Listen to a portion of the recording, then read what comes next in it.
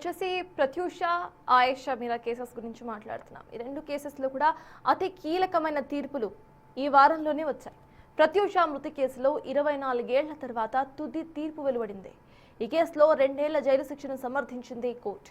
ఇక ఆయేషా మీరా కేసులో అయితే అసలు ఆధారాలే లేవని చెబుతూ సిబిఐ కోర్టు కేసును అధికారికంగా క్లోజ్ చేసేస్తూ ఒక సంచలన తీర్పునిచ్చింది.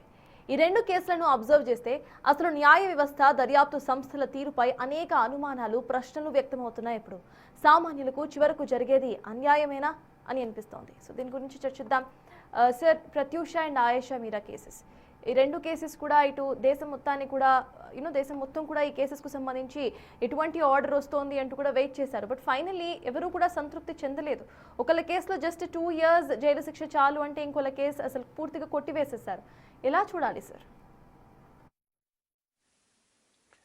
అంటే ఆయేషా మీరా కేసును కొట్టివేసి ప్రత్యూష కేసులో 2 years జైలు శిక్ష పడింది కూడా దేనికి? ప్రత్యూష పైన అత్యాచారము, హత్య జరిగిందని కోర్టు చెప్పలే. దాని కొరకు కాదు 2 years జైలు శిక్ష విధించింది. ప్రత్యూష పైన ఆ అత్యాచారము, హత్య జరిగిందన్న దాన్ని సుప్రీంకోర్టు ఎలాంటి ఎవిడెన్స్ లేదు అని చెప్తూ కేవలం ఆత్మహత్యకు ప్రోత్సహించాడు అనే పేరిటనే సిద్ధార్థ్ రెడ్డి పైన 2 ఏళ్ల జైలు శిక్ష విధించాడు. 2 ఏళ్ల జైలు శిక్ష విధించారంటేనే సరిపోదు, దేనికి విధించారన్నది ఇంపార్టెంట్.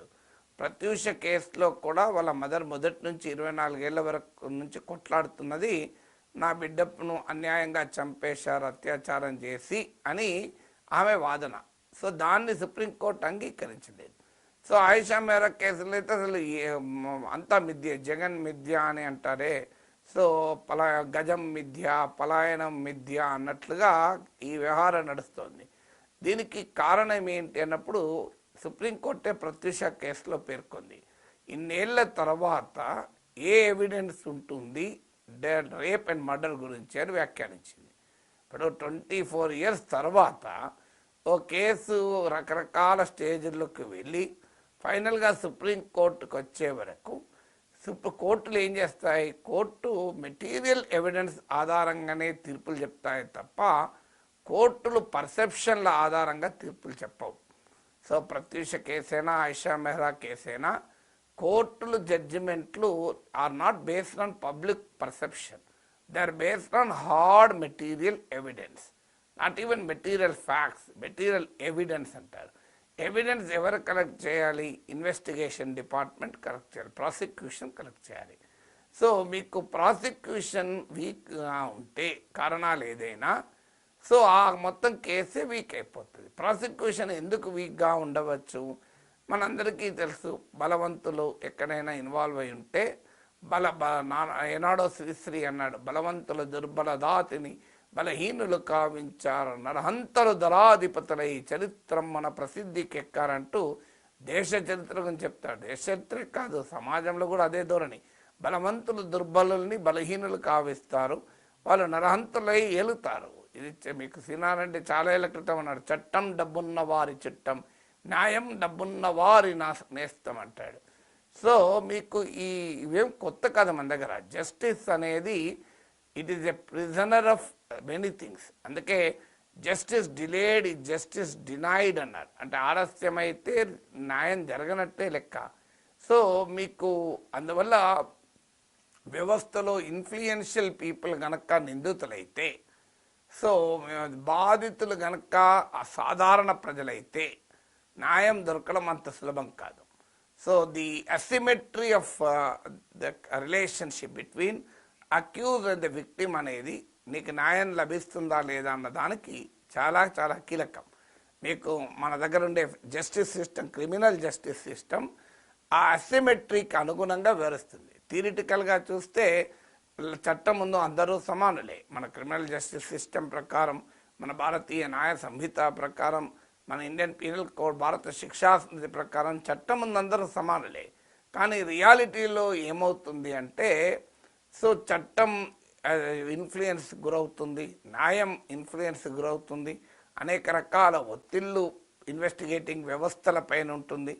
అందువల్ల ఈ asymmetry between victim and accuse, నిందితుడికి బాధితునికి మధ్య ఉన్న అసమానత అనేది న్యాయాన్ని దక్కకుండా చేస్తుంది. మీకు ప్రత్యూష అయినా ఆయిషా మేరా అయినా వాళ్ళు సామాన్యులు. ప్రత్యూష ఎవరొక స్కూల్ టీచర్ కూతురు, so very ordinary middle class women. So అందువల్ల మీకు ఆయిషా మేరా కూడా ఒక పేద కుటుంబం నుంచి వచ్చారు. అటువైపు ఆరోపణలు ఎదుర్కొంటున్న వాళ్ళు ఎవరు?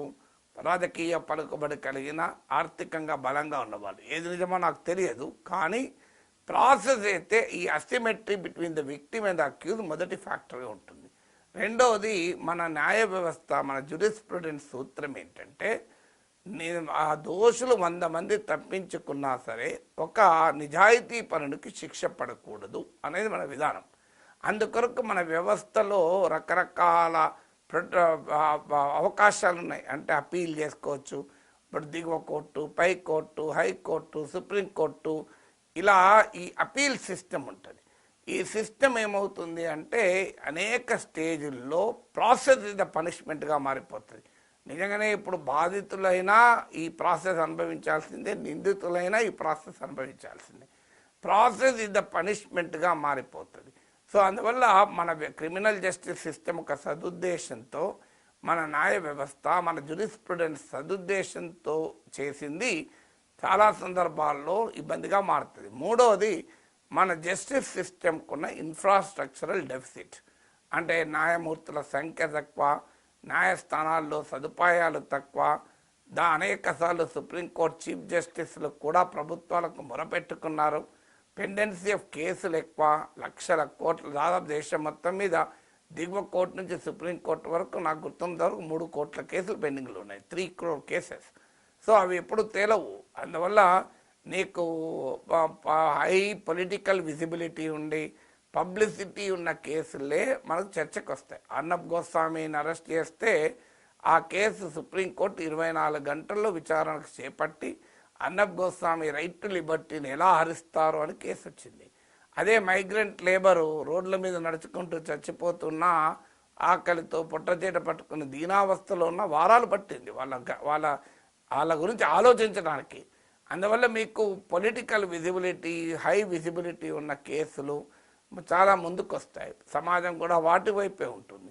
అందువల్ల ఈ మన జస్టిస్ సిస్టంలో ఉన్న అనేక లోపాలకు కూడా ఈ కేసులు ఒక ఉదాహరణగా నిలుస్తాయి. Yes sir.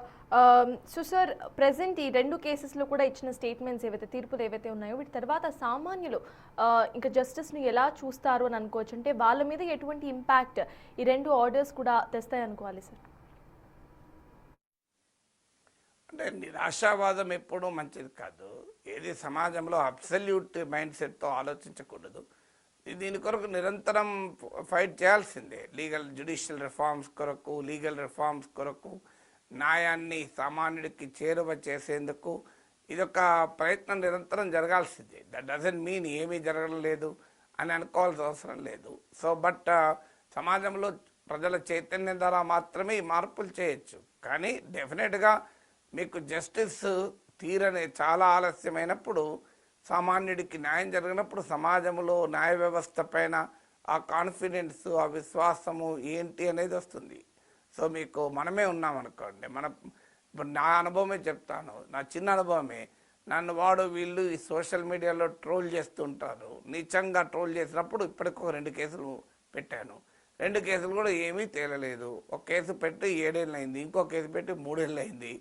సో ఇప్పుడు నెక్స్ట్ కేసే పెడతలేడు, ఇక ఎందుకు తలనొప్పి అని కొంతమంది పెద్దలు సలహాలు ఇస్తుంటారు. ఎందుకు మీరు కేసు పెడతలేదు, ఏం చేయాలి కేసు పెట్టి, దాని చుట్టూ నేను తిరగాలి, టైం వేస్ట్ కదా. సో అందువల్ల ఇక ఒక సైబర్ కేసు పెడితే సైబర్ పోలీస్ వాళ్ళు అన్నారు, చీఫ్ మినిస్టర్ను తిట్టిన కేసులు ఏం చేయలేకపోతున్నాం సార్ అని. సో అందువల్ల మీకు సమాజంలో ఒక ప్రజల్లో ఆ నైరాశ్యం వస్తుంది. ఏంటిది, మనం ఎందుకు అసలు ఆ కోర్టుకు పోవడం వేస్ట్ కదా అని. ఇప్పుడు మన సామెత ఉంది, ఓడిన వాడు కోర్టులో ఏడిస్తే గెలిచిన వాడు ఇంటికి వచ్చి ఏడుస్తాడు అని. ఎందుకంటే ఇద్దరికీ కొంప కొల్లేరైతుంది. మీకు ఆ లాంగ్ ప్రాసెస్. దీనికి పరిష్కారం ఏంటంటే, మీరు ఒకటి ఇన్ఫ్రాస్ట్రక్చర్ పెంచాలి, కోర్టులు, జ్యుడిషియరీ, న్యాయమూర్తుల సంఖ్య పెంచాలి. రెండవది టెక్నాలజీ వినియోగం పెరగాలి. ఇవాళ ఆర్టిఫిషియల్ ఇంటెలిజెన్స్, ఈ టెక్నాలజీ వినియోగం పెంచి స్పీడీ ట్రయల్స్ పెరగాలి. 3 ఫాస్ట్ ట్రాక్ కోర్టులు పెట్టాలి. 4 మీడియేషన్ సిస్టమ్ను అదే మీకు దాన్ని పెంచవాలి. ఎందుకంటే ప్రతిదాన్ని కోర్టుకు పోయి లిటిగేషన్ సంస్కృతి మంచిది కాదు. సో ఆర్బిట్రేషన్ అండ్ మీడియేషన్ వ్యవస్థని పెంచాలి. ఇలా రకరకాల పద్ధతుల ద్వారా మనం కాస్త న్యాయాన్ని చేరువ చేయాలి. CS sir